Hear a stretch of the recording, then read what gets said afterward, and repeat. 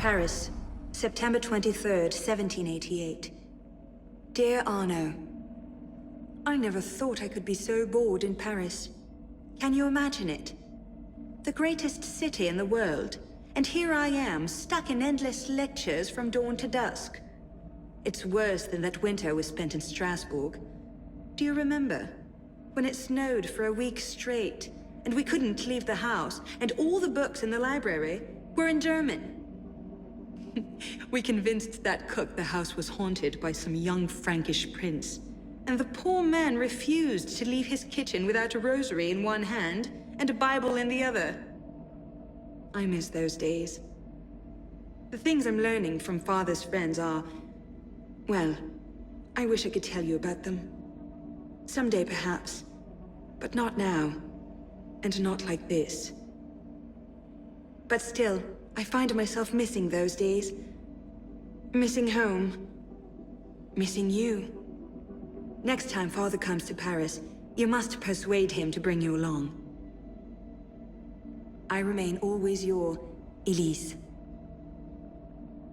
Oh, Arno. What have you done? I know we didn't part on the best of terms, but to go running to the assassins? My father kept you away from them for a reason. Their creed is like wine, sweet enough at first blush, and in moderation it makes life seem more bearable. But drink too deeply, and you find naught but madness and anarchy. No doubt they've already filled your mind with tales of how dreadful we Templars are, that we would make slaves of humanity and place our boots on the world's neck. You knew my father, and you know me. I can only pray that is enough to give the lie to those tales. My order has turned against me, and I am hunted by those I once called friend. I could not bear it if you turned against me also. Think of me, and be well, Elise.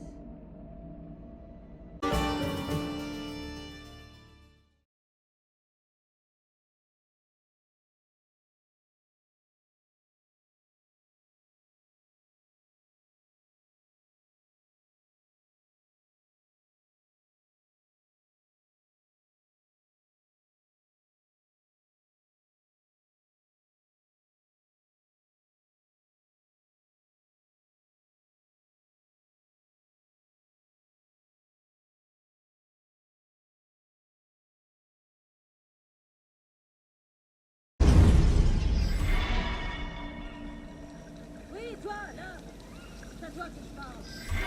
Veux-tu connaître la vérité sur les derniers événements parisiens? Mais si tu veux, tu ne les sais pas encore. 4 sous pour le meilleur des nouvelles. Sans parti pris, sans aveuglement. Les faits, juste les faits, toujours.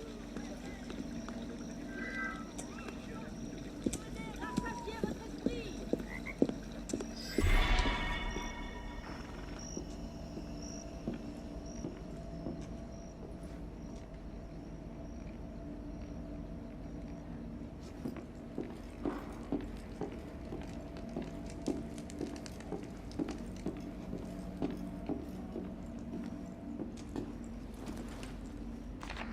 My love, as I write this, you are asleep. If the light wakes you, I'll have some explaining to do. But at this moment, you are sleeping peacefully. Tomorrow is the day, it seems. The culmination of 5 long years. Our moment of revenge. So why can I not quiet this part of me, which fears that, at the tipping point, you will flinch? Is it that I fear you loved my father less than I? Or do I doubt your resolve to strike the killing blow? I do not think so. Rather, I fear that you have lost so much already, that you cannot bear to lose more. I think that you would let Germain rule France if you thought it would save me. Have you ever known me to need saving? Have you ever had cause to think that I would accept it if it were offered? My fate is my own. My choice is my own. If somehow we both return from this, I will burn this letter. If you are reading it now, then I made my choice there in the temple. Know that I made it gladly, and do not take the burden of it onto yourself. Be at peace, my love, and walk what path you will. All my love, Elise. Dearest Arno, I can barely conceive how much has changed in the last 3 years. How far our roads have taken us. Sometimes I feared our paths would diverge forever, or else come together at loggerheads like the star-crossed lovers in some hackneyed stage piece. Yet here we are. Not the same brash children we once were, nor yet strangers. When this is over, when Germain is dead at our feet and my father rests, who then will we be? Assassin mentor and Templar Grandmaster? The continuation of the old, or the beginning of something new? Will we shape the future of our world, or will we retire quietly to the countryside to raise goats? I can just see you, a goat herd, leaping and climbing about the Alps. No goat would have a chance of escaping you. I do not know what the next days, months, years will bring. All I know is that we shall remain Arno and Elise, and with that, I am content. Je t'aime, Elise. Dear Arno, I confess I'm not entirely sure what to say here.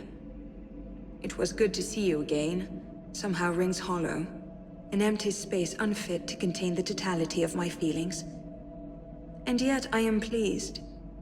Pleased that the assassins have not changed you completely. I suppose I shouldn't be surprised. You never were one to be easily awed.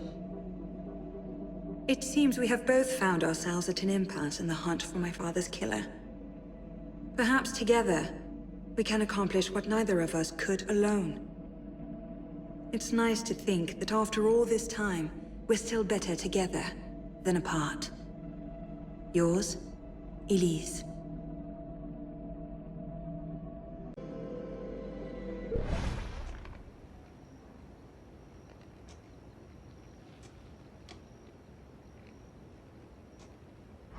My love, as I write this, you are asleep.